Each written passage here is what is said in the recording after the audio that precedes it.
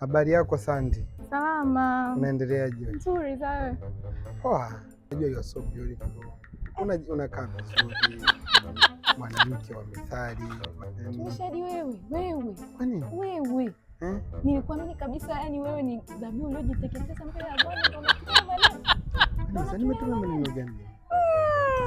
Ongea vitu vya kweli. You are so beautiful. Yaani ningejua tu kama niko na duniani na duniani. Sasa hapo ndo unamaanisha nini? Yaani hapo unataka iweje? Yaani niseme tu kwamba I love you.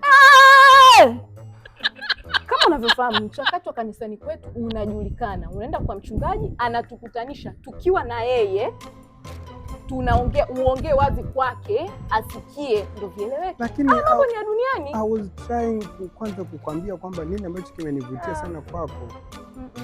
Yaani mambo ya siku hizi yamebadilika sana, sio tulivyolelewa, sio wokovu tuliolelewa huu. So romantic, so sexy.